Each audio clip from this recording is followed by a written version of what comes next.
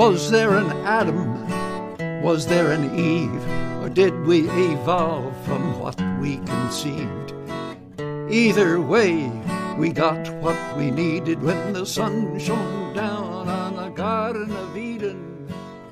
Hey everybody, this is Harvey Sluggo Wasserman back for our Grassroots Emergency Election Protection Zoom call, number 66, believe it or not. It's great to be with everybody. We're going to have a ton to talk about. We've got some really serious victories to proclaim. We're going to start right up with that from Arizona with the great JOHN Brakey, Steve Rosenfeld, and Ray Lutz. We're also going to talk about the John Lewis, the For the People, and that $3.5 trillion that's hanging in the balance, as is the rest of our lives on this planet. We're going to have Joel SEGAL talk to us about the new Progressive Action Coalition and stuff coming up with all that. A bit about Ohio and the gerrymandering here, a bit about Haiti as well.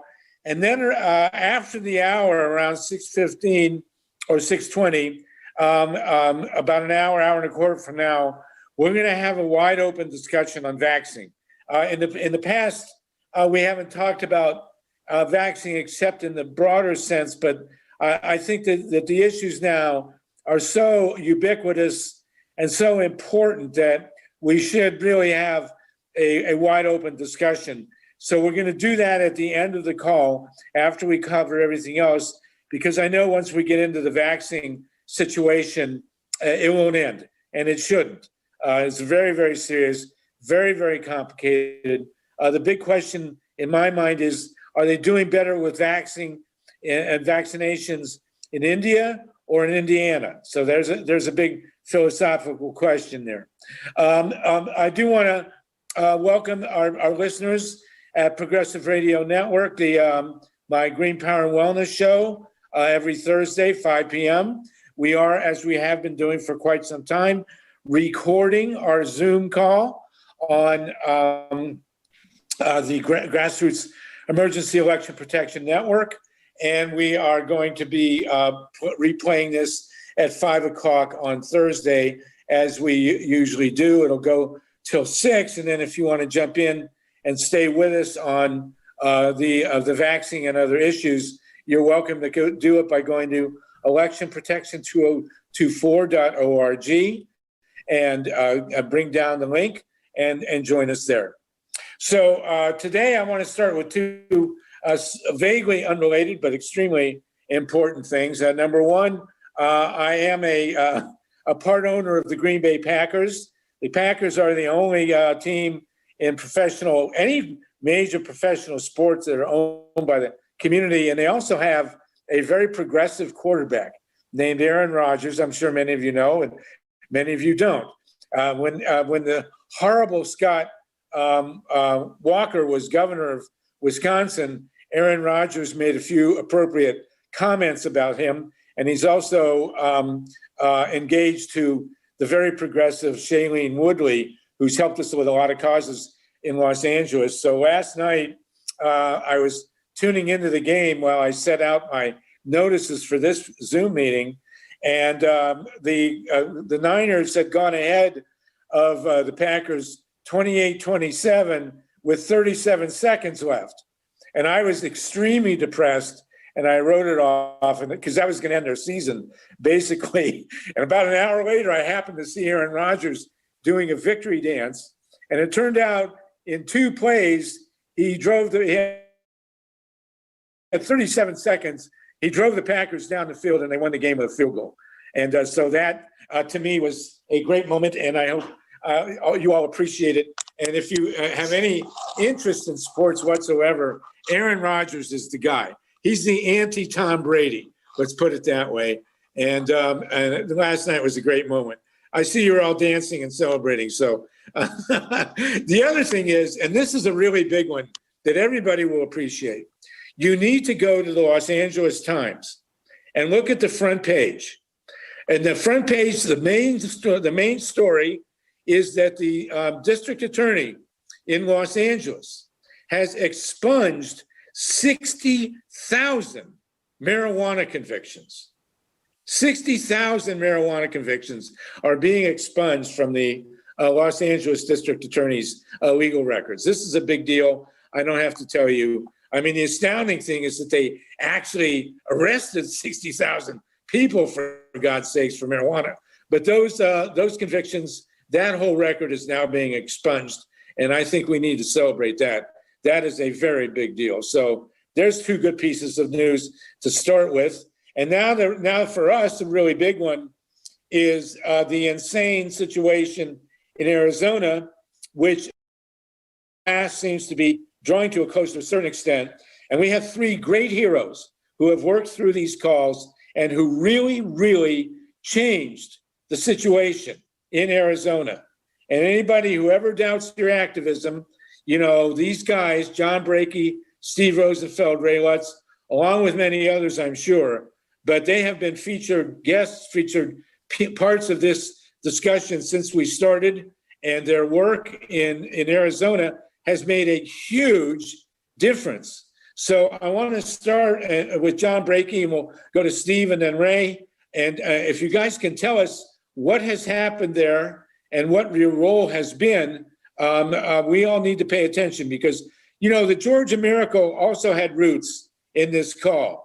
A lot of things that we did on this call did have an impact in putting the Georgia presidential vote where it went, and then putting those two guys in the Senate, which God knows has made a world of difference. So now we have another situation in Arizona where we have had an impact. And John Brakey, you are a true hero along with Steve and Ray. So tell us what we're celebrating here, if you would. Well, first off, thank you, Harvey, for the good introduction, and to my cohorts. You know, it was quite an event. I knew from the very start that this was a very problematic audit. I went in there trying to make a difference, and I believe we did. Our agenda was transparency in ballot images. That was my motive. We are trying to do this nationally, and we're working in Florida, Arizona, and other states, Michigan, North Carolina, and of course with my brother Benny Smith in Memphis, Tennessee. Pennsylvania is also on the agenda. I hope to expose, with many others, that the audit was fatally flawed. I think Steve Rosenfeld and Ray Lutz are going to go into that. All I know is that in time, it will show that millions of dollars have been hustled from the Trump sheeple over the big lie, Harvey.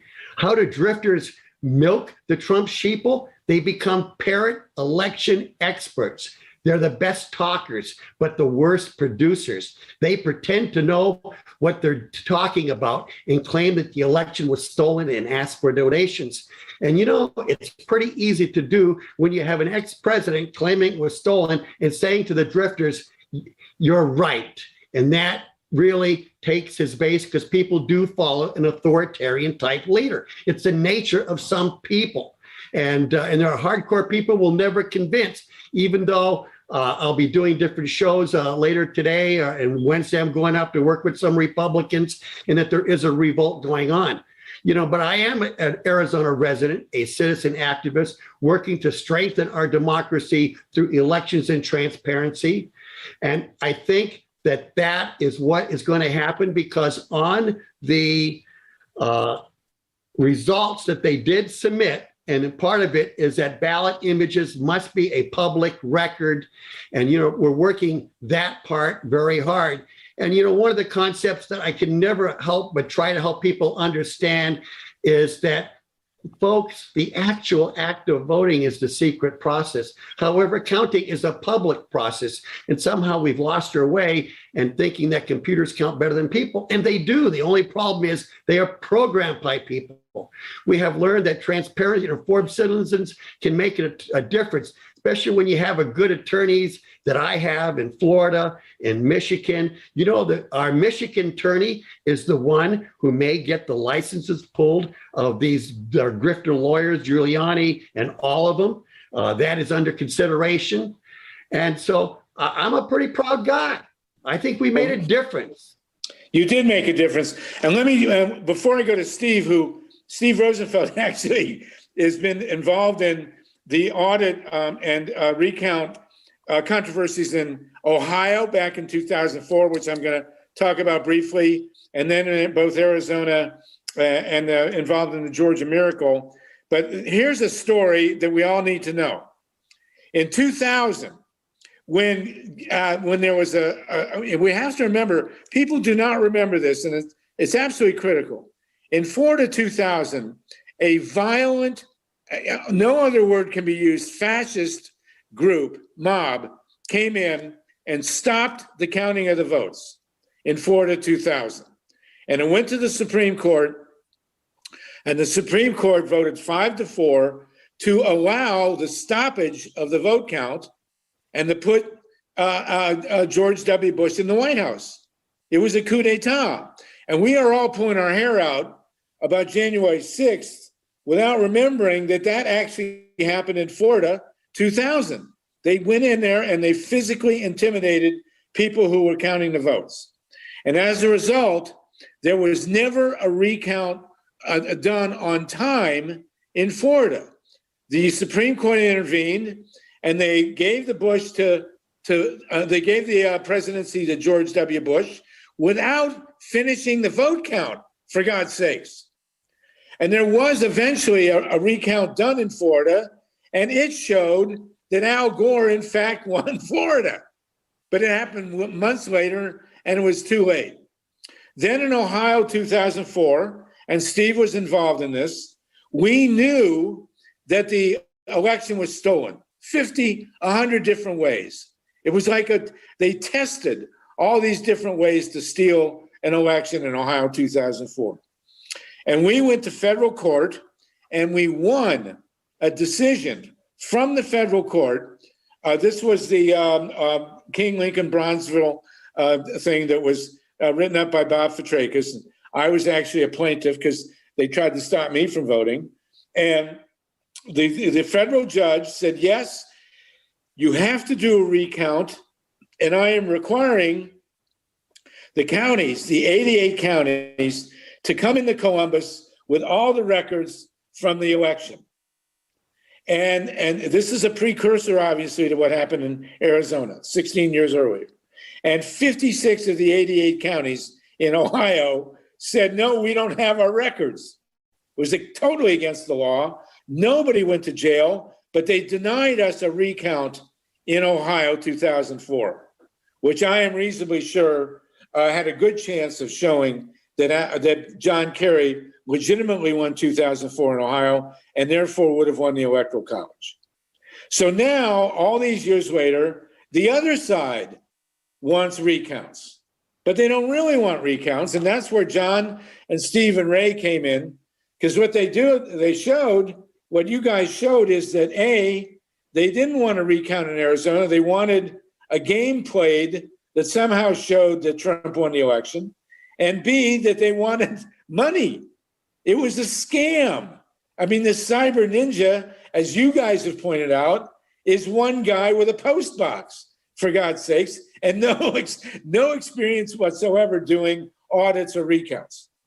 So our movement, the election protection movement, has always wanted recounts. We've wanted audits, but we want them actually done the way they should be done. What a concept. I mean, I would be very happy if in 2022 and 2024, every election in the United States was audited and recounted, but not by cyber ninjas, by guys like Ray Lutz and John Brakey and Steve Rosenfeld. So Steve, do you want to jump in and comment on that? Sure.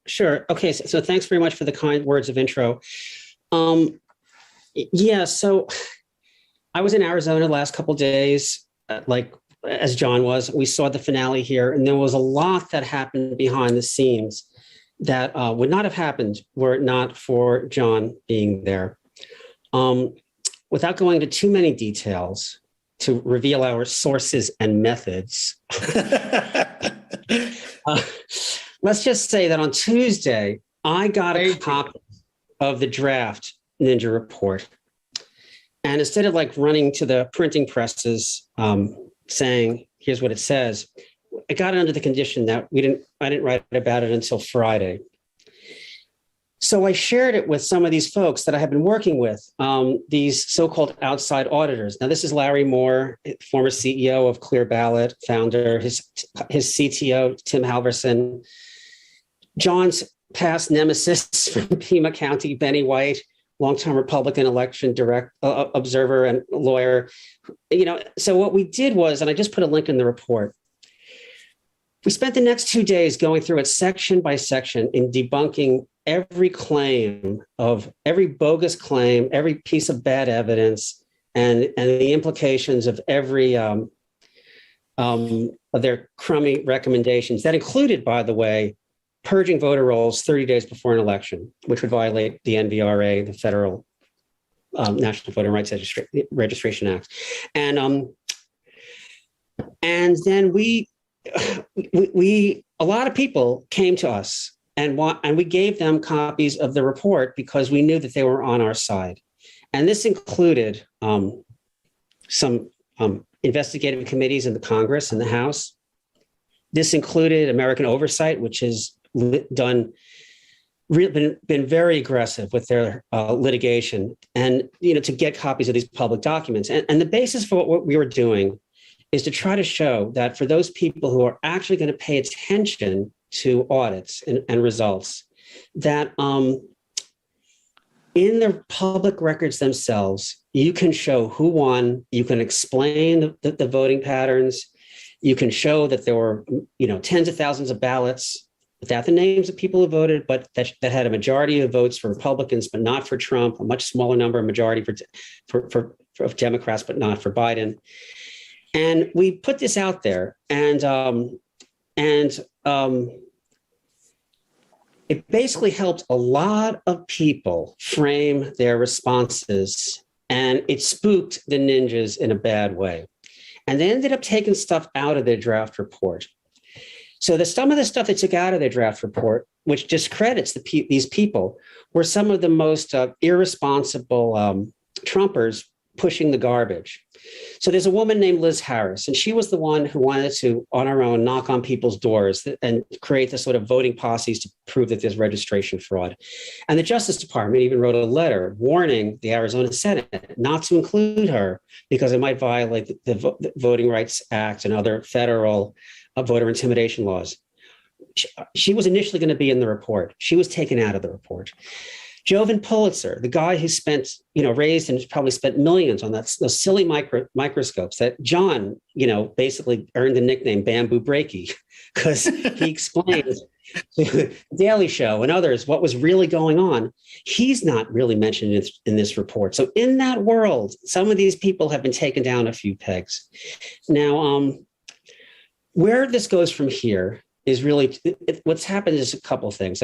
On the one hand, where this goes next is, as we continue to comb through the report, we can really see that there's a lot in the ninjas' numbers that don't add up. And the only reason we want to keep doing this is we have to keep saying that these guys are not the professional auditors they claim to be, and they don't deserve contracts in other states. And that involves some of their subcontractors like Dr. Shiva, who John can talk about his crazy presentation.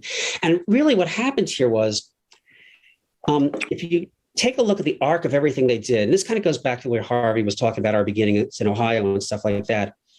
They really botched the hand count so badly that they then decided to shift to other issues. So they went after the voter registration rolls, and they said tens of thousands of people had the wrong addresses, and there might have been illegal voting here and illegal voting there. They returned on the envelopes. And then they said there was all this cybersecurity stuff. And the thing is, they actually said, this was what got the Trumpers most excited, that they found a video catching our Maricopa County employees mass deleting files. So they weren't mass deleting files. They were actually moving them to an archive.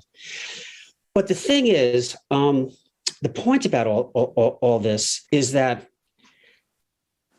these folks who have also asked the Arizona legislature to authorize these kinds of audits to basically put their business model into state statute, they're claiming great success. And they're very slick about this because, we knew Biden won from the start, but they're saying their counts were like 99.99% accurate, and they weren't. So we have to show that they weren't because we have to stop this juggernaut from going to other states. On the other hand, What's happened with the Trumpers is they've completely ignored the top line result that Biden not only won, but he had more votes, if you believe the ninjas. That's a big if, by the way. And they've grabbed on to a lot of these conspiratorial claims that are no different than listening to kind of crummy right-wing talk radio. And some of these people who are putting these out were crummy right-wing talk radio hosts, as like Pulitzer. So the thing is, there's kind of a funny hierarchy of attention and details to the different audiences. Across the country, most reasonable people are hearing, hey, Arizona, it's over. Biden won. What's the big deal? But the Trumpers are taking like these headlines from these reports and these slideshows, and they're going on Telegram and they're saying, see, it's a fraud. It's more evidence. And you had people outside afterwards screaming, state senators into the microphone, decertify. It was like, and Trump won. So that schism grows even wider. Nobody should think that this is going away. And their goal is to drive this into the Republican primaries and put people into office who will actually decertify and do things that might obstruct, real popular vote majorities through the power of the law.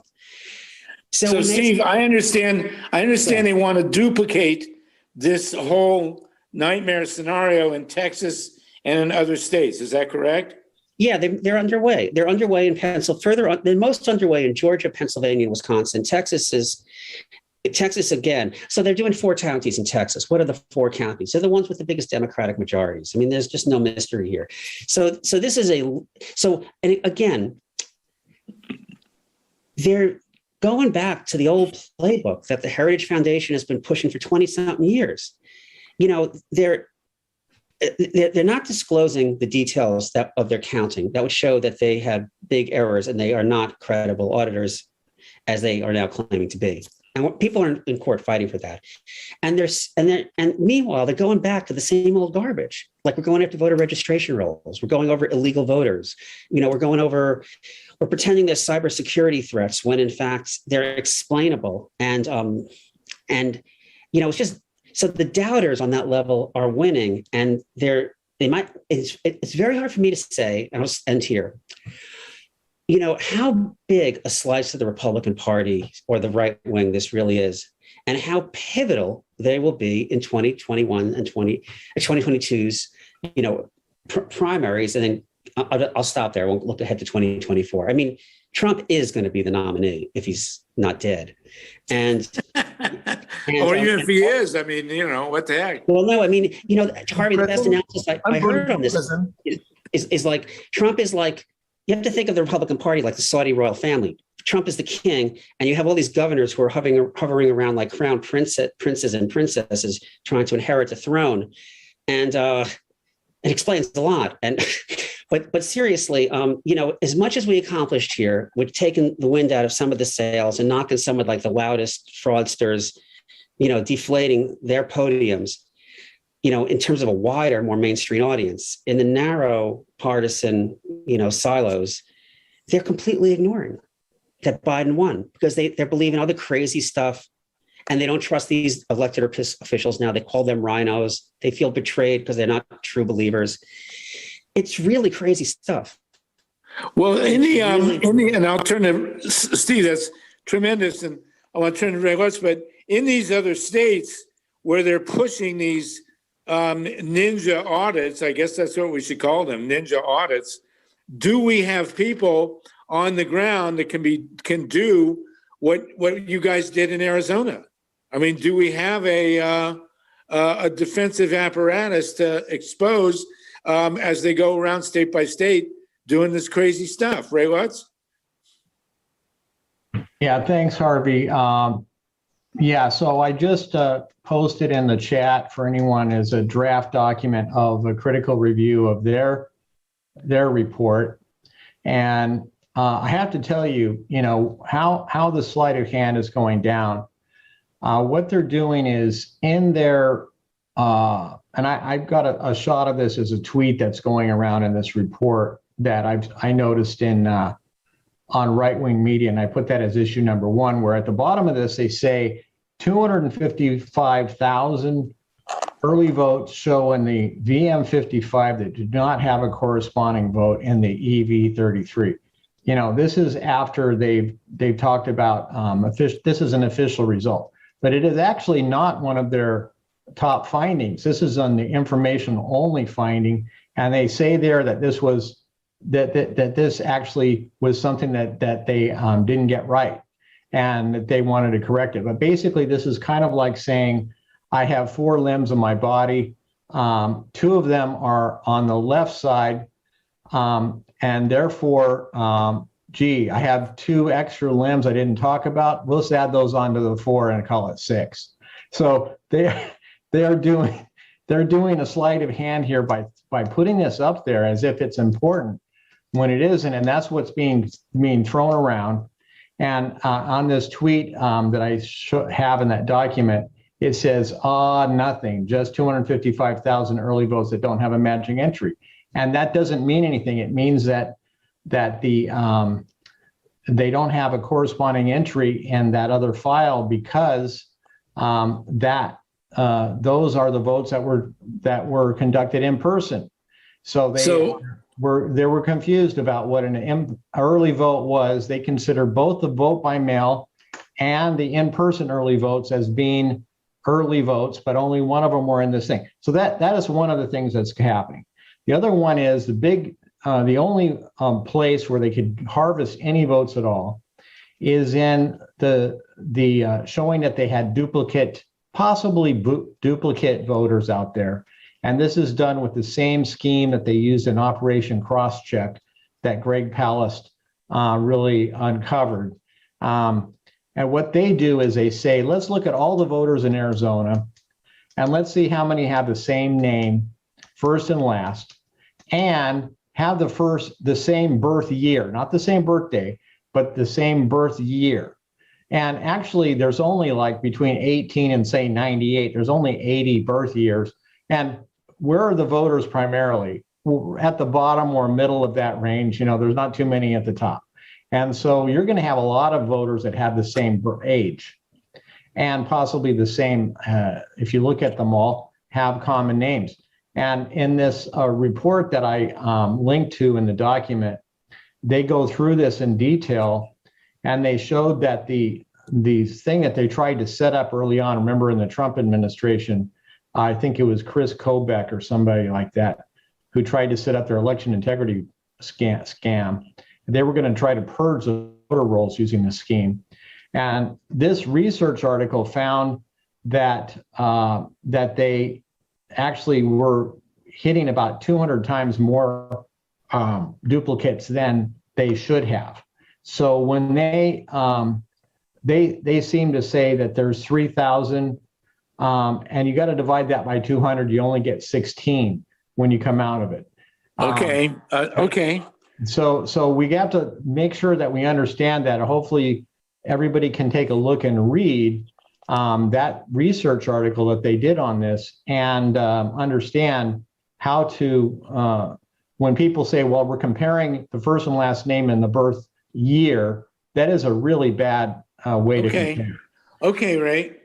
That's amazing stuff. And we have to be prepared. This is going to go on state by state. And this is their modus. And again, I want to emphasize, this has been a disaster for them, but they don't care, and what we have to be prepared to do, we are not against audits and we are not against recounts, quite the opposite.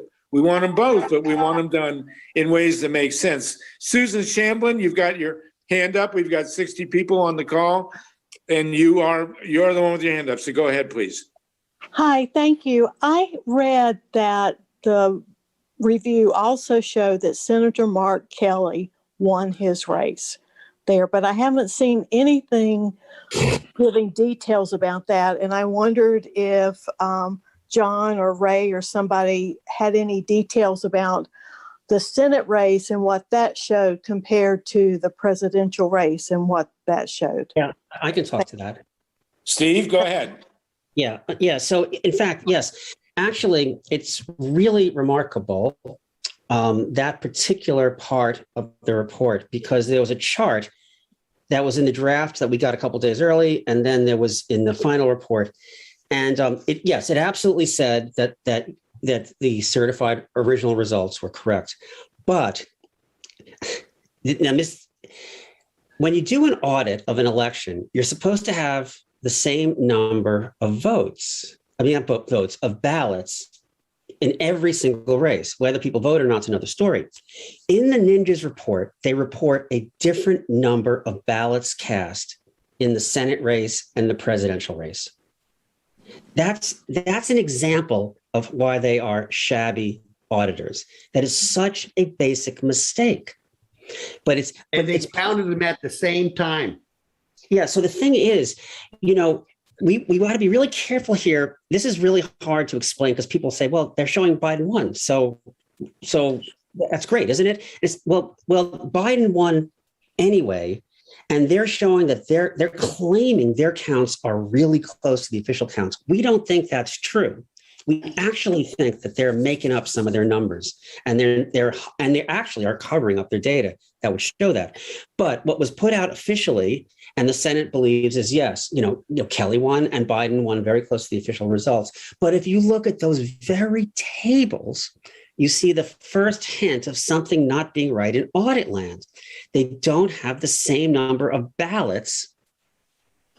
And it's, in an election where they're supposed to be the same because they're both on the same. So anyway, is that understood? I mean, yes. And I think, by the way, if I'm jumping all over the place, it's because my camera is on a handheld telephone, and I'm all over the map here. So sorry about that, but we are not having an earthquake here in Columbus, Ohio, at least not yet.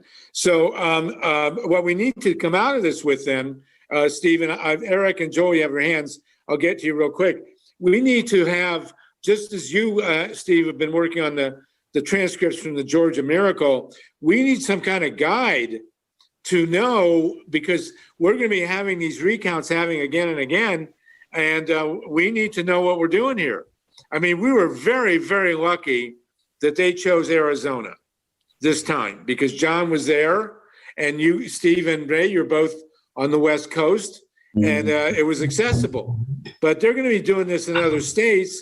We need people on the ground, and we need you guys to document what's going on here, because they're going to do it again, and they'll get better at it. And so we need to get better at it. Eric Lazarus, and then Joel Siegel.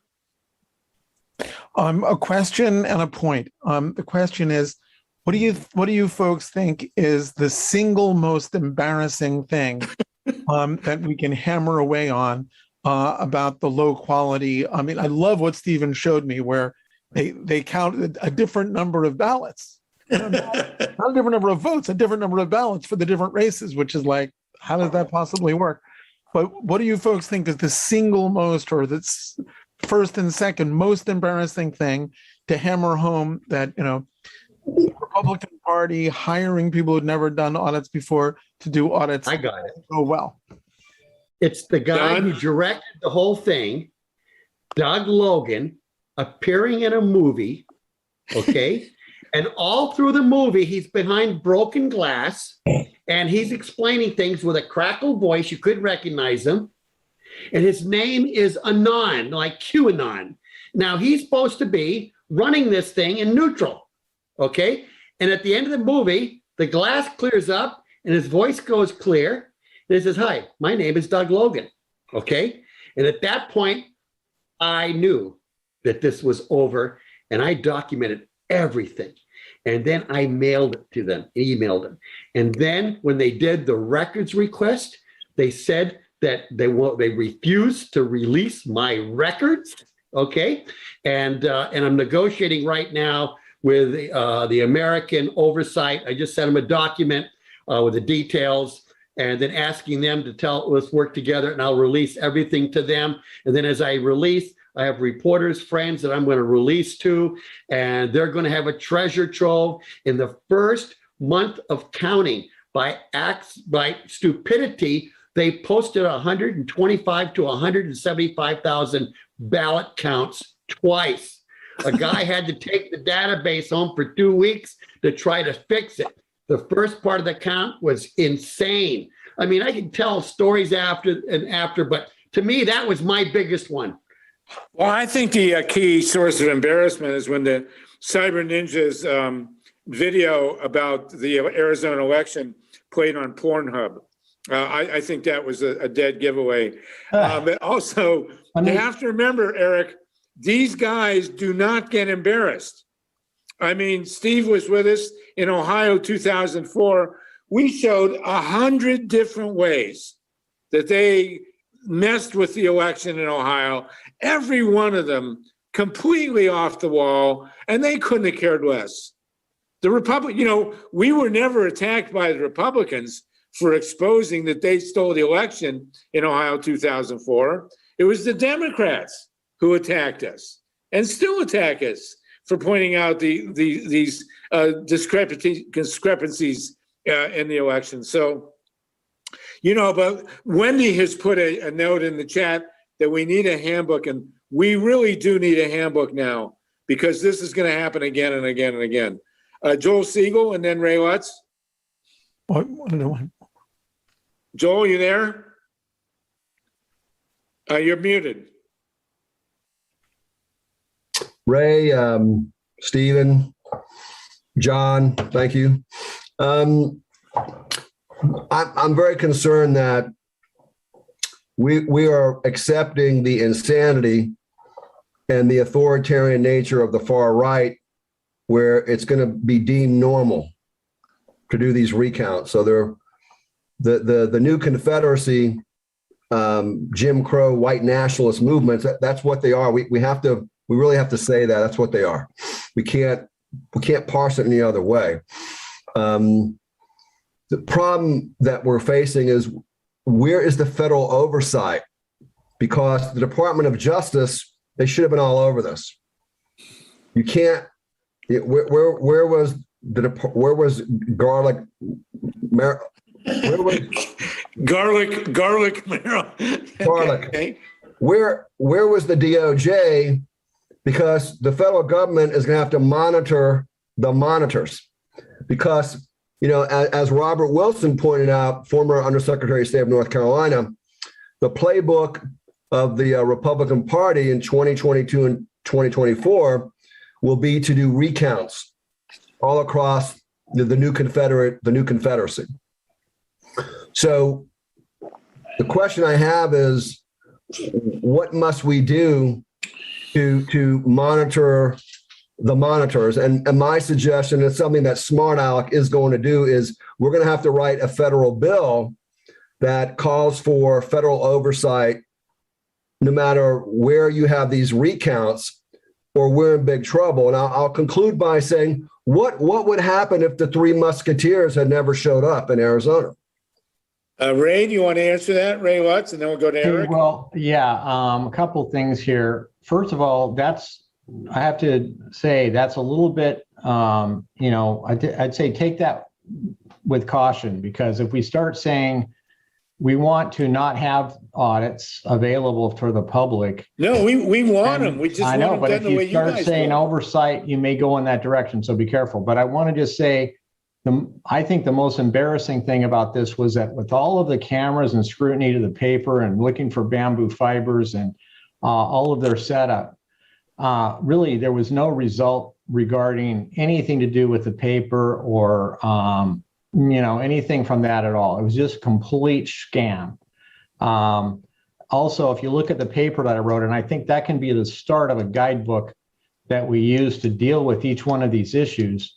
In none of the additional issues was there really anything of note that would push the ball forward. And in fact, when you took them all as a whole, Biden continued to win by more votes than Trump did, or the Republican, in both of the contests. The Democrats would have gotten more votes than the Republican. And even if you assume that they were right in every case, except for saying that we're not going to accept this thing about looking for duplicates, using a really fuzzy logic where they take a lot into account. So I do think that audits are good, but we're going to have a defensive kind of a role here where we go in and I think do a defensive audit to make sure that they can't try to twist things in the wrong direction. Because if you guys are going to have to do, you and John and Steve. If we go in and do a ballot image audit, for example, first very quickly, and then say, here's the result and then confirm it, then they can't do so much damage with spouting off a bunch of crap. So it's mostly the bad messaging that's going out now, and we still have to reverse the messaging and get the messaging out the other way that they lost. It was a disaster. Everything they did to all these other issues were also disasters. And this did not show that Trump won, and neither did anything else. So okay. Well, listen, then you guys are going to have to do, as is being suggested by a number of people in the chat, you're going to have to do a guidebook of some kind. We welcome audits. We welcome recounts.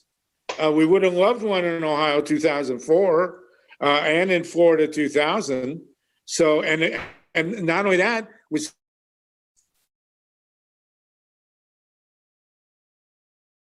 You're not Can't audible. hear you, Harvey. We can't hear you, Harvey. Harvey, I want to respond to Brother Ray's response. But if I could, before you do, let me just tell you the concept that, because this is part of what Ray's saying, and I just want to say this, is that ballot images are a public record to prove if elections are real or not. There's no more looking for a needle in a haystack. Marry the ballot to the digital image, turn the ballot storage into a ballot library. Let everybody audit. Like I said, the actual act is the secret process, counting is the public. No. And then we would be able to go ahead and get people, because cynicism's destroying us. These people do believe. A lot of us do less believe too, but go ahead, I'm sorry. Let me tell you why I'm going to react in a pretty strong way here. Is we're lucky to have had you three there, okay? The role of the federal government is to be a government. The states' rights argument of we're going to do the audit based on complete fraud and no factual evidence that would never stand a legal standing test in a court of law. What happens? Let's say you go to where I live in North Carolina. You're in Arizona. You go to Mississippi, Alabama. You start going to states in the new Confederacy that are to the right of Arizona. We're going to imagine if the argument was we're going to let George Wallace keep segregation and we'll have some people come in and monitor that situation. No, that's when federal troops had to be sent to the University of Alabama to make sure that George Wallace, didn't get away with. You got to have federal oversight. So, we're talking about fascism here. We cannot allow fascism to reign. We're talking about authoritarian fascism. Federal government has to intervene. DOJ has got to intervene. I think that a federal guideline, John, Stephen, Ray, I mean, a federal guideline on the ballot images, as John has said, and Joel, as you want a federal standard here. If the federal standard is that all the ballot images are considered official records and they're available for public scrutiny, that's as good in Mississippi as it would be in Massachusetts. Is that not right, John? Exactly the case, because the problem is that they're not sorting the ballots by precinct, by batch. You open up a batch, it's 200 ballots, okay? They're getting ready to have an election, setting on 1.4 million in their school boards, this community, that community. If they had to have a recount machine, they would have to take the 500,000 ballots they get back. For this 40,000 ballots, they would have to run 500,000 to do the recount. That's stupid. You could sort the images into precincts, into batches. They're married to the original, and you could give those to the candidates like they do in Maryland and say, hey, you two, here's 2 thumb drives. Go home and you'll look at it and you can count it yourself. And they come back in Maryland. And you know what they say? Thank you. And I love the transparency. They haven't had we need that put into a federal statute. That has to be part of the federal discipline in our elections. Yeah, And we know how to do it now. John and Ray and Stephen, others who've worked with Dowd Images, Susan in Florida, we need a standard federal law on ballot images, and maybe, Joel, you can draft it. Steve, did you want to say something? Yeah. I just want to be I want to respond to what Joel's saying, because he's raising a bigger point. Just getting something into law is not enough. And he's really right about the direction this is going. What we have shown in Arizona is there's a lot of data that if you knew what you were doing, this is the big thing, and you knew what to look for, you could find by November 15th and produce easily understood explanations of who won and why. You could go into the cast vote record, which is a giant spreadsheet. Now, we're not talking about ballot images. And you can find ballots with a majority of votes for one side, except for the guy who's the sore loser. And you can pull that out and you can sort it by geography. And you can say, these are the suburbs where it's happened. These are the suburban voters who rejected Trump. And if that would have come out in November 15th, and the Democratic Party didn't do it, and the Arizona Secretary of State, who's a Democrat, didn't do it, and the Brennan Center didn't do it, and a lot of nobody did it except these people that I discovered last May, and it was. But in fact, just imagine if that was out in public first, and then you have a smarter use of the other data, such as the ballot images. Because what Joel's talking about is a really, really big deal. The federal government has not shown a willingness to step in. They sent a letter threatening the ninjas to don't go knocking on doors. They never followed up. It was only because we produced this report and highlighted it, and it was sent to them that they took out these references to Liz Harris, the lead door knocker. And we are not the federal government. We are lucky. So Joel's point is a really big thing to think about. And also, it's not one solution. There's got to be like a lot of things, and they all come under the umbrella of quickly done, easily understood, and convincing to a majority of people who are willing to listen at that point in time. So that's all I'm saying. It's not either. Steve, did we lose you there? That's it. I'm done. Oh, okay. Excellent. Eric and Mary, real quick, because we actually got to cover some other stuff. But this has been, again, you guys deserve a huge applaud. And again, we have to remember, we not only are not against recounts and audits, we want them done everywhere, but we want them done right. And the purpose of an audit should not be a predetermined conclusion that Donald Trump won the White House. I mean, we need to, the purpose of an audit is to find out what actually happened. Same with a recount. Eric and then Mary. Yeah, congratulations to you three. That's amazing. Quick point. This actually may be an opportunity for bipartisanship. When I have explained to conservatives, and in one case, a Black Republican organization, how election audits should happen. They should happen automatically, not just under special circumstances. Every contest, every county, not a forensic audit, but an audit where you're comparing ballots to. They tend to, at least at the grassroots, they seem to understand, make sense to them. So there may be an opportunity for bipartisanship at the grassroots level, and to actually ally with Republican, conservative, grassroots activists. Thank you.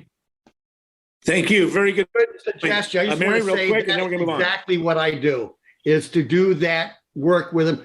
I've made some great friends in the Republican Party. I know that that's part of the difference, is to help them understand that it's better to understand than be understood as an idiot who follows a guy with an orange face. Thank you. Good to see you. Okay, good for that. Mary, real quick. Mary I just wanted to make sure that did anybody else besides me pay attention to that Stephen Bryans was retiring from the courts, and he made a stark warning about how the courts, no matter who put you into the seat of being a judge on the Superior Courts, the U.S. Superior Court, that it doesn't matter who put you there, who elected you there. Your number one responsibility is to the people and not the parties that put you in that place. But he had a stark warning of fear that he feels that the political parties have taken over the courts. You guys, if you haven't seen it, watch his statement that he made to the news. It was really provocative. Did you say that Stephen Breyer has resigned? He's in the midst of getting ready to retire, and he made a stark warning that he feels that the political branches have taken over the power there, and he wishes that he made a stark warning to all the other judges. Remember your position. It isn't who put you there. It's what you're there for that's important.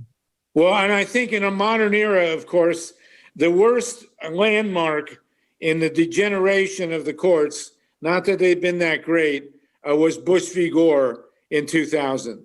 There's never been a more blatantly partisan decision from the Supreme Court than Bush v. Gore. It was so bad, as you'll recall, that the five justices said, well, we're making the decision, but it should not be used as precedent. I mean, come on, which Clarence Thomas has since cited Bush v. Gore, of course. But there you go. Thank you for that, Mary. And thank you for this incredible discussion. We'll come back, but we absolutely need a guide to recounts and audits. That has to happen. And this is not a new issue. As I said, it certainly dates to Florida 2000 and Ohio 2004. So let's move on real quick.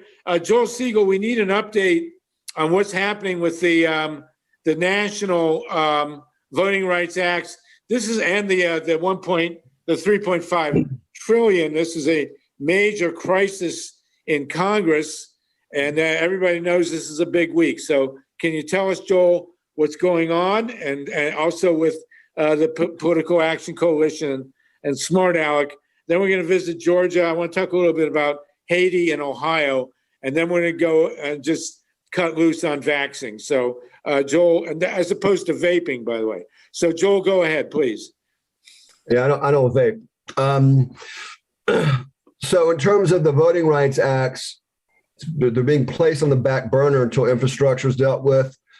Unless the filibuster is eliminated or there's a carve out, it's just going to be really difficult to get anything through if you have to get 60 votes, because you have the tyranny of the minority and you have the tyranny of Joe Manchin. So I'll repeat that: the tyranny of Joe Manchin.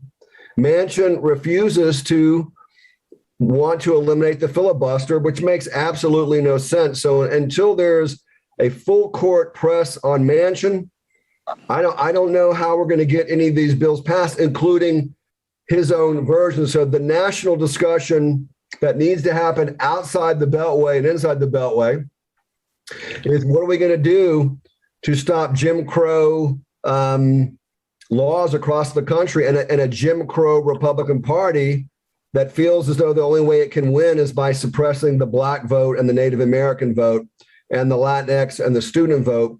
We're in a very, very dangerous time period because of the tyranny of the minority due to gerrymandering and the filibuster. I hate to be the bearer of bad news, but we're going to have to resort to other tactics. Can they get some version of the Voting Rights Act passed? I don't know. I don't see how. I think there's only one Republican that even supports the John Lewis, voting rights bill. So we'll check that box for now. The second box you want me to talk about is infrastructure. There's been, there was a battle between the progressives and the moderates, Democrats. I don't consider Joe Manchin a moderate. I think he's a blue dog Democrat, does not deserve the word moderate. What the blue dogs did in the House, the blue dog Democrats, if you don't know what a blue dog is, that just means kind of similar to Republicans, but they have the word Democrat. They stripped out of the bill Medicare being able to negotiate down the price of prescription drugs, which we all know is a sin to for seniors who get caught up in the donut hole and pay exorbitant, prices for prescription drugs where they have to cut their pills in half, and some even resort to eating cat food in order to afford their drugs. It's absolutely obscene. But you had, I think, 3 members of in the House who were completely bought off by pharma and in their pocket, which is why we got to get campaign finance reform. The other parts of the infrastructure bill that they're talking about deleting will be the duration of the tax credits to women and children, which have done more to get children out of poverty than any program, I would say, since maybe I'd say probably Medicaid or the TANF or food stamps.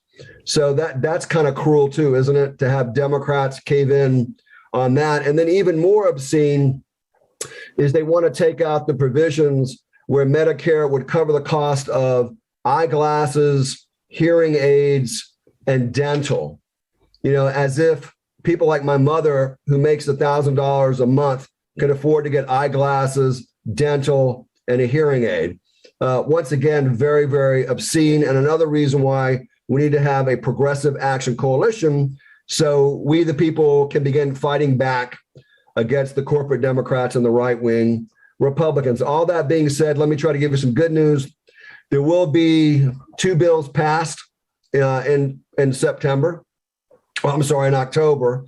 The hard infrastructure bipartisan bill is going to pass, which is about $1 trillion. That's, rebuilding roads and bridges and underground water pipes and water systems. It's going to put hundreds of thousands of people to work. And the soft infrastructure bill, that will pass as well. I don't know what they're going to do with the child care tax credit. So anything that would really benefit women, poor people, communities of color, and including funding for anything dealing with climate, they want to strip that out. And then the red herring that you hear and the lie that you keep hearing from Manchin and Sinema is that it's going to cost too much. Well, that's a lie. The reason why they don't want to, they're saying it's going to cost too much is because they don't want to raise the taxes on their very wealthy donors. That's why. It's $3.5 trillion over 10 years, not 1 year. So it has nothing to do with the price tag. It has everything to do with the fact that they don't want to tax their wealthy donors, which is why we have to have campaign finance reform. Did you want me to talk about SmartALEC or PAC or? Yes, go ahead, please. And then we'll get to George, Jeffrey, and Mila. So the Progressive Action Coalition has taken off. There's multiple discussions with many of the people who are part of the roundtable about the need for one united progressive umbrella movement, given the threat of climate change, the threat of the authoritarian Republican Jim Crow white nationalist right and their growing power, and the need to move towards a human-centric, people-centered America versus what John Kenneth Galbraith called the comfortable class, which has controlled America really more so since Reagan, and the power of the right-wing Supreme Court, which has way too much power in terms of deciding very important policy positions, which the Congress should be left to. So there's a sense that we have to unite as progressives, as opposed to what I call, I'm going to just be very honest, what I call bourgeois, boutique left organizing, which was never meant really to win for the people, but to get foundation grants. Now, I'm not mad at anyone who wants a foundation grant, but it is inexcusable for progressives not to unite and have to match the power of the far right wing. We will have a steering committee. We're going to have an executive committee. This is not going to be a small group. It's going to be a large group. We want to have one person from 50 states.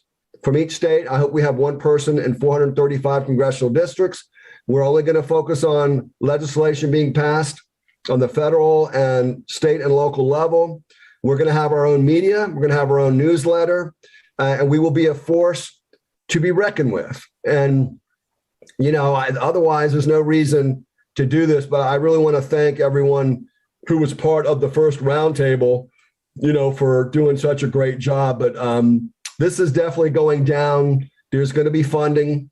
And this is going to be a very serious, I think, coalition. It's going to take time to put all these progressive groups under one umbrella. There's no resistance from progressives about this idea. In terms of SmartALEC, we're discussing very important legislation that we want to get introduced in Congress. You can't wait for elected officials to deal with climate change because they're too impacted by campaign contributions from the oil and gas companies. We're talking about legislation to end homelessness, legislation dealing with these audits, in states like Arizona, legislation that we all talk about, Medicare for all, jobs for all, making sure that when you retire, you can retire with dignity, not impoverished like most seniors are impoverished. But, instead of accepting corporate Democrats and the far right wing agenda, why not have a progressive agenda, which we feel is a large percentage of the American people? And, this is very, very doable. How do people get in touch with the Progressive Action Coalition and SmartALEC? They call me or email me. All right, and put it in the chat, your contacts. So, I want to make it clear, these group calls, we made a decision. We're not making any decisions. We have no structure. This is a forum. We want people to be reporting what they do and what they think. And so far, nobody's yelled at anybody else, and which is remarkable after 66 calls. And we've actually spawned two, at least, major movements that have had tangible impact. So we're going to continue to do that on these calls. But Joel is picking up the banner of actual political action, decision-making, and the drafting of legislation. And so people who want to participate in that with Joel, contact him, and he'll get down to it, right? So we got, okay, let's take some questions. George Ripley, you haven't spoken yet. You with us, George? I can't hear you. Can other people hear George? Oh, there you go. If Manchin falls, is it expected that Sinema is going to just follow right along behind him and she'll, just agree to go along with him because he changed his mind? Joel, you're muted. Joel, I can't hear you. Somebody muted me. I didn't mute myself. Go ahead. Which bill are you talking about? Well, in terms of the filibuster and in terms of, making anything happen, people talk about the importance of getting Manchin to come around to our way of thinking. But I seldom hear anybody talking about the difficulty of getting Sinema to come along. I just think she might be very independent in regards to that. They're two peas in a pod. They will follow each other, you think? Okay. Yeah. I mean, I'm wrong. Well, we'll take your word for that. Okay. Go ahead. Well, I was going to say that Manchin and Sinema have written all kinds of editorials saying that they believe in bipartisanship. Don't believe that. They believe in getting reelected in states where Trump had a huge vote and where they're going to get their campaign contributions from right-wing billionaires and millionaires. So this is all about politics. There's no need for the filibuster. Unless you eliminate the filibuster, we're not going to get the voting rights bills passed. In terms of reconciliation, the hard infrastructure and the soft infrastructure, those bills are going to get passed. I worked with Nancy Pelosi for 13 years. She was the most brilliant deal maker that I've ever seen in my life. She demands party unity. People love her, but they also fear her. So there will be bills passed. Those two bills will be passed. It's just they're gonna take some very important progressive priorities, like 2 years of free community college. That will be stripped out of the bill, which means the progressive priorities will have to be reintroduced in subsequent bills. But we can't move progressive legislation without a united progressive front shaming and demanding a progressive agenda. And that's why we're doing what we're doing with Progressive Action Coalition. We have to think differently, organize differently.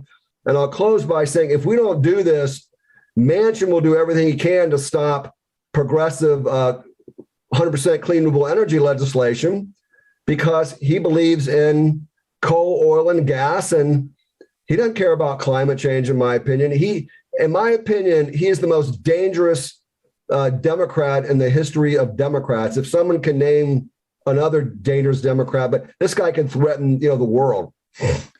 Well, I love all this talk about bipartisanship. We have Howie Hawkins on from the Green Party. Howie, have you been getting phone calls from Joe Manchin and Kyrsten Sinema that work bipartisan with the Green Party? I mean, what is this bipartisan stuff if it doesn't include the Green Party? I see your phone's ringing off the hook. Oh, well, Harvey, I mentioned last week about Freedom to Vote Act eliminates public funding for presidential elections, one of the big post-Watergate reforms. And I've written op-eds and contacted reporters at the Washington Post, USA Today, New York Times. They don't care. They might as well, the Greens are the only ones using that program. So, if we can't even get the media to report, a significant reform that's buried in that bill, how are we going to get a serious conversation with the two major parties, which the Republicans don't care. The Democrats want us off the ballot. So you're not going to have a tripartisan relationship, and we don't really want one. We want to replace those two parties. Okay, good luck with that. But, I just wanted to check all this talk about bipartisanship. I wanted to see if they've been calling the Green Party as well as the Republican Party. Apparently not. Okay. Mila Reason, you haven't spoken yet. Mila, I hope that's good what you're eating. Go ahead, chew your food. Don't talk with your mouth full. Okay. It's a wonderful salad. Good. I thought Jeffrey was next. I thought I was. No, you're next. Go ahead. At any rate, on the Medicare for All PDA call yesterday, we were told that the most important thing to do today was to contact Congress to make sure that the Build Back Better bill stayed married to the infrastructure bill, because if the infrastructure bill was voted, if they were separated and the infrastructure bill was voted upon first, that the Build Back Better bill would be in jeopardy. So can you help me understand that and also update us about it? Do we have any? Joel, can you fill us in on that? Thank you, Mila. Joel, you're muted again. No, someone's muting me. All right. We still have 61 people on the call. We will definitely get to the vax situation. Go ahead. Make sure the engineers don't mute me. I don't understand the question. If you can just repeat it. Sure. And Pramila Jayapal is leading the charge on this. They're using the hashtag Hold the Line, and they're saying that the threat is that. Let me just back up and say, when they created a framework, they married these two pieces of legislation together, the infrastructure bill and the Build Back Better bill. And they were promised that those two pieces of legislation would move together as a package. Now it's my understanding that there's an attempt to separate that marriage of those two pieces of legislation, and that they were planning to vote on the infrastructure bill first, or there is a plan. If that were to happen, it would jeopardize the Build Back Better plan. So we were all, if that makes sense to you. So on the call yesterday, PDA was encouraging us to contact Congress because Congress would be making the decision about whether or not to keep those two pieces of legislation moving as one unit. And there was going to be some kind of decision about that today or in the next few days. And so we were encouraged to contact our members of Congress and make sure those two pieces of legislation continue to move as one. They're not going to be moving as one. They'll be voted on separately. It'll be the bipartisan bill will probably be, I might be wrong, this is what I've read. The bipartisan bill will be voted on first. They might have to, I don't think they're going to reduce the cost of the bipartisan bill. I think it's $1 trillion over 10 years.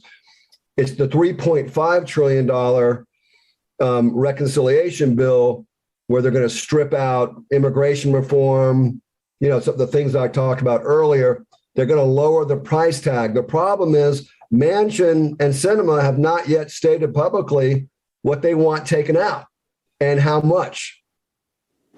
We don't know, but I will tell you that Schumer, Pelosi have met with the Progressive Caucus, and Jan Schakowsky, who's a leader of the Progressive Caucus, she's very close with Pelosi. I saw that for many years. In fact, contrary to public opinion among the progressive community, Nancy Pelosi and the image of Pelosi is based on intellectual confusion.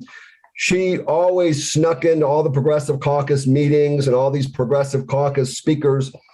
I didn't find her to be a corporate Democrat. In fact, far from it.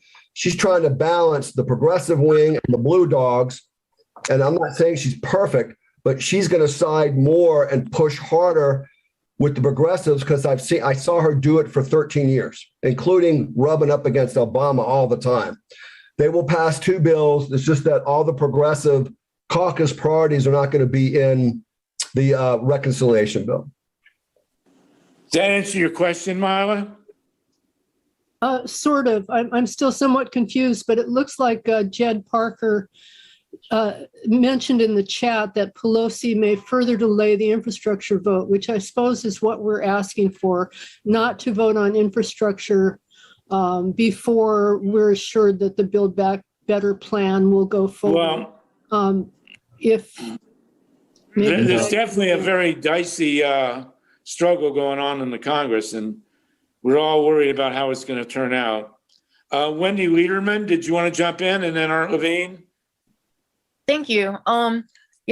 Just two quick things. Like one, I just wanted to make a point that like what Joel was saying, that we're like the infrastructure bill. One thing that happened, I'm sure like people have heard me mention before about the sewage crisis in Fort Lauderdale, where we had more raw sewage in one river than the Gulf had oil.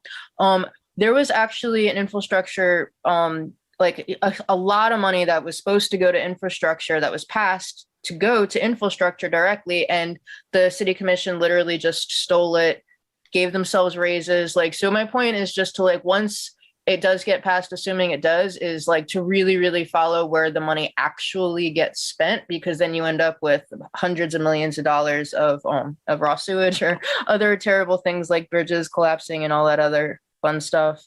And then Mila inspired another quick question, which is Joel was saying, and I guess is directed at Joel, like when with the infrastructure package, you're saying that the climate stuff was getting stripped from it, which I know there's like the End Polluter Subsidies Act that was part of that. And so if you or anybody has any information on like what's going to happen with that, and like Milo was saying, is to call the representatives. I know PDA and Food and Water Watch have been doing the climate liaison program. So there's already been a big push to make sure that those things get passed, where the subsidies and so maybe when people are calling already, they can give their input with the climate stuff too. But yeah, what's going to happen with the climate stuff for the infrastructure?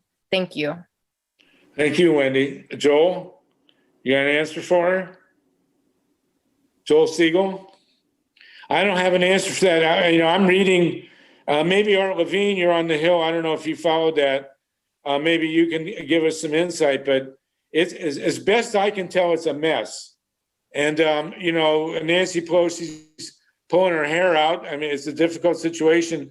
The only Republican that seems at all interested in the Senate is, what's her name from Alaska, who just apologized. Now, Cheney, the representative from Wyoming, just came out today and apologized for her opposition to gay marriage. Other than that, I don't think we've heard a peep from any Republicans looking to help with any of this stuff, Wendy, including, of course, your senator, who we hope will be going somewhere else soon. Art Levine, have you got any comment on what's going on in the Hill?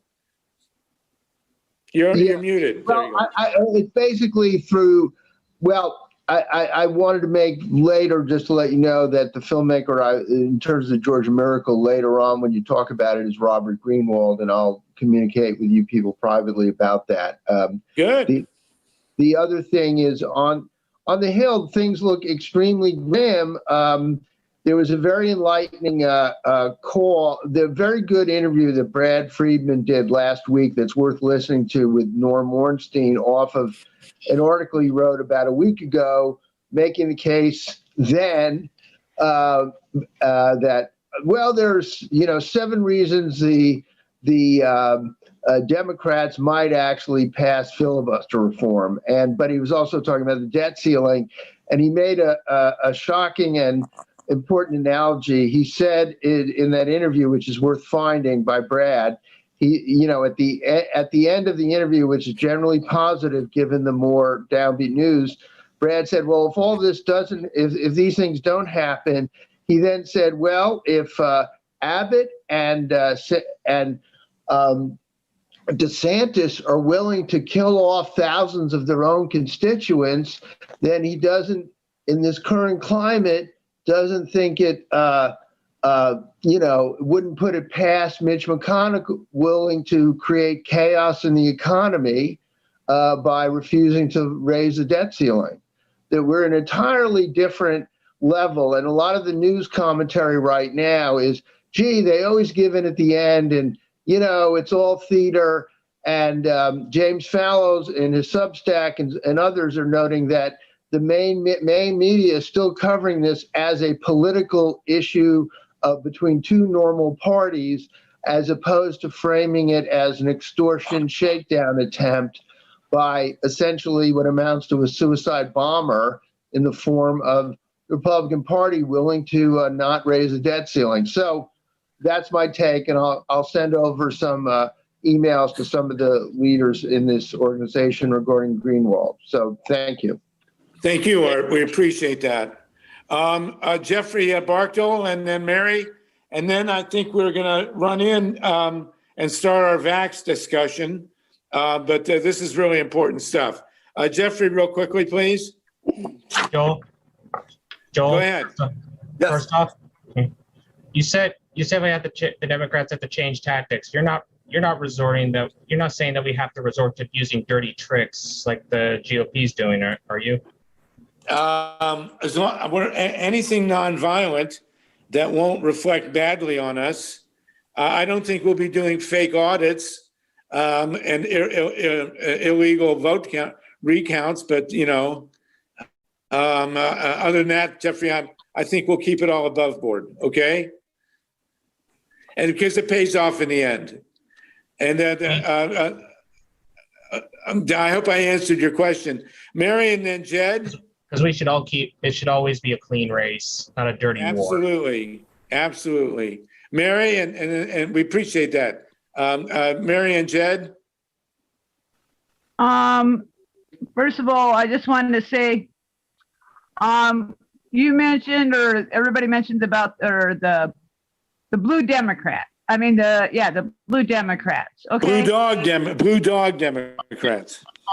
Yeah, blue dog Democrats. Okay, so what percentage do we have of them? And if we have that percentage, who's to say that they don't have the same on the Republican side? And I really feel that we need to try to leave the door open for the Republican parties that on that side that feel sympathetic to our cause. And I really think we should become the progressive Democrat Republican group, so we can keep the door open for communication and possibly an umbrella for them to run under because of their views. Well, so far, the numbers of so-called moderate, or I don't know what we call them, red dog Republicans has been pretty small. You had 10 Republicans who voted to remove Trump, and he has assaulted every one of them. And last week, we talked about Tony Gonzalez from Ohio, who's not going to run for re-election. There don't seem to be many Republicans who do the blue dog thing. Joel Siegel, you're the expert on that. I mean, what percentage of the Democrats? Okay, what percentage of the Democrats, Joel, do you think we have that will come over? Mary, thank you for that question. It's a good one, really good one. Do we have Democrats willing to hold the line? What's the story? You have 100 House members that are progressive caucus. The Blue Dog Democrats, James Fukuda probably really knows more than I do, but they were usually around 15 to 20% were Blue Dog Democrats, which meant that in order for them to win, they believed that they had to get a pretty good slice of the Republican swing vote. But they were in the minority. In terms of Blue Dog Republicans, the Republican Party is the party of Trump. Liz Cheney is an anomaly now. The party of the grand old white men who wanted their taxes low and less government. That's over. That's done with, man. That's a bygone era. The Republican Party is the party of voter suppression, white nationalism. You slipped into being muted. What happened? I didn't mute. I don't know why, but I didn't mute. I didn't touch it. But the Republican I think Party, J. Edgar Hoover did it. Republican Party is the party of Trump. Now that's what they are. Where we're at now is trying to convince a Republican to become more moderate. That could only be done if the voters and the constituents demand that they shift away from authoritarian white nationalism to what I thought was a morally corrupt party to begin with. I mean, I think the Republican Party has historically been a morally corrupt party that were for the rich and against everyone else. That's what I think. You had some moderate Republicans like Edward Brooke, years ago, but George W. Bush was maybe one of the last of the so-called compassionate, conservatives. But I still think that most of his policies were weighted towards the wealthy. I've always thought that compassionate conservatism was an oxymoron, but we'll see about that. A really dumb cow. Jed Plowker, you want to jump in? And we're going to get to vaxxing in a minute, as promised. Go ahead, Jed. Yeah, thanks so much. Real good discussion today. I just have a real quick question that's completely off the subject. Ron DeSantis is going to be doing some fundraising on October 23 in Huntington Beach, California. Please get in touch with me if anyone plans to be here, or if you know someone who will be in Southern California in mid-October, around the 20th to 23rd. Is he going to be surfing? He's going to be getting an award from the guy that did the Eastman paper the thing that said that told the vice president how to cheat the election. Maybe they can. Okay, well that's we need of course. We need some boots on the ground, basically. Wendy, you'll be. I see all these ads. For the woman who the Democrats are presuming will be the nominee for the Senate in Florida, Val Deming, and they never, ever mention our guy, Alan Grayson. It's like he doesn't exist in terms of the mainstream Democratic Party. They've already decided Val Deming is going to be the nominee, and I get all these fundraising things. And I just got, by the way, I don't know if anybody's on the call from Ohio. We all get these fundraisers. I got this fundraiser today to fight gerrymandering in Ohio. and come with some nondescript group. I don't know who they are, and I don't know what they're doing. And, one thing we probably should discuss in a future call is the nature of these anonymous fundraising pitches that come, 5, 10 a day, pledging to do all these great things. We don't know who they are. We don't know what they're doing. I mean, you could be donating to the Proud Boys for all I know. Anyway, listen, it's we're going to talk now about vaccine, but we're at the end of the recording. And it's fitting because I'm sure the vaccine discussion, which I will let go on as long as you guys want.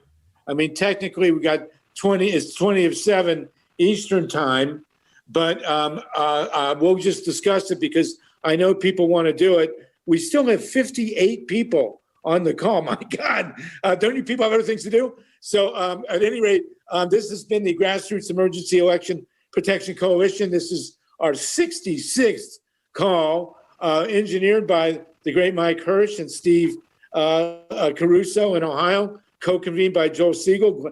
Great to see Tatanka Bricka with us, not in a car. Thank you very much. Thomas Pogge, James Fukuda, Wendy Liederman, all you wonderful people, Howie, who join us week after week, Bruce Strauss, Steve Rosenfeld. It's an amazing thing. Hetty Tripp, good to see you. Was there an Adam? Was there an Eve? Or did we evolve from what we conceived? Either way, we got what we needed when the sun shone down on the Garden of Eden.